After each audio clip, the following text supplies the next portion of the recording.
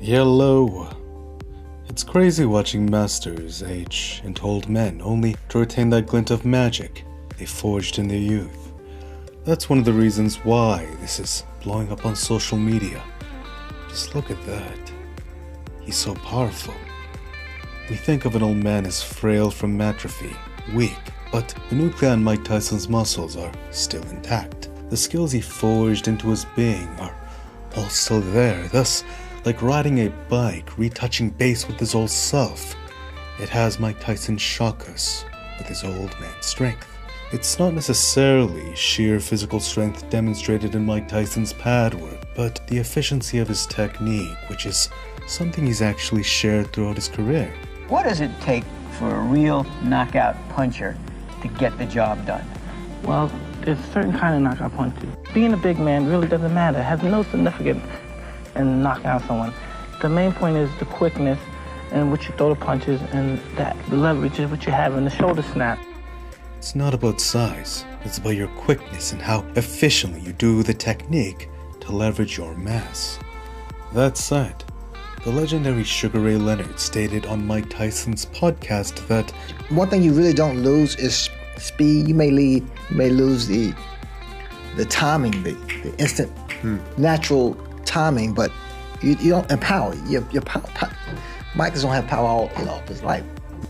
if our Mike Tyson's body still remembers how to efficiently execute technique, he'll still have that viciousness, that infamous level of leverage he had in his prime.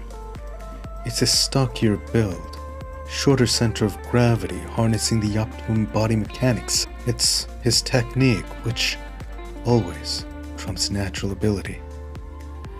A closer glance reveals truly how Mike Tyson was not a byproduct of talent. When he had the correct guidance, refining him to perfection and maintaining that perfection, that was when he was truly in his prime. That was when he was untouchable. Keep the head down when you come up with the H. Keep your head down. Yeah, I mean, it's not coming up, but it's starting to come up. To make it perfect. It's good, but it's not perfect. Yamato was a mind far ahead of its time. Thus, that is what we see here. A glance at the efficient body mechanics he drilled in his youth. Rest in peace, Yamato. You made one remarkable man, and it's showing, even at this age. Let's now take a closer glance at the actual combinations Mike Tyson is using. Jab cross, lead hook. This is a very standard combination. Perhaps part of the first few sequences you learned if and when you first started drilling technique yourself. It's become so intuitive from drilling that even here, you can see the lead hook push out by itself even when it wasn't intended to be part of the combination. Slip uppercut. The slip uppercut was infamous in Mike Tyson's arsenal. The slip moved his head offline, but also gave the uppercut a better line to pivot into.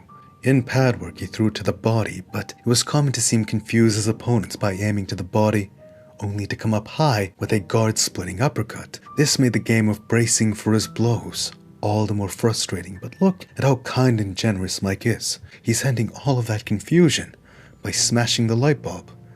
Wow, what a nice guy. And here you all are thinking he's a monster. After the uppercut, Mike Tyson slips inside, weaves, then rebounds off that momentum with a cross. Boom! Slip, weave, cross. The sequence transitioned into pure devastation. Perhaps you've heard Mike Tyson explain a simple jab cross as the knockout punch. After my master, my mentor, he was throwing punches, he was throwing combinations. And the art of punches when you could throw two punches that sound like one. He would throw punches. You can hear them. They were two, but they sound like one punch. You got boom, boom. Then you go jab, boom, boom. You have to bring this back before this. And that's the knockout punch. The knockout punch, the actual knockout punch is to make two punches sound like one. A cross by itself will not do as much damage as a cross harnessing recoil from first a jab. Even though the technique is different, the premise is the same. This is actually an understanding that comprises much of Mike Tyson's power. Watching him slip and weave was textbook to his style, slipping offline from a punch only to sling back like an elastic band. That's why the Padman was blown away by this. It was not natural attributes alone. When you say old Mike Tyson still has got it, it's the technique he truly has. This is beautiful to watch, and his reasoning to do exhibitions being so that he can help people in need. We all know Mike Tyson is a monster for his highlights of hooks and trash talk, but this is what he's truly always been.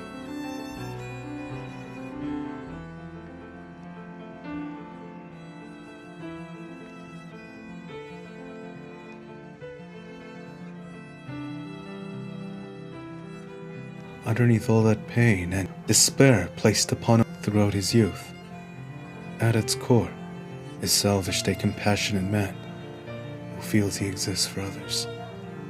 In the ring, he was a very bad man, but outside of it, just misunderstood. Mad love forever, Iron Mike. I'll always be grateful for your contributions, even when most others just saw it as fighting. If you like more from me, please subscribe and hit the notifications. Thank you if you did. It truly does mean a lot to me. Thank you. Smash like button if you enjoyed. It's good karma, and until next time, peace.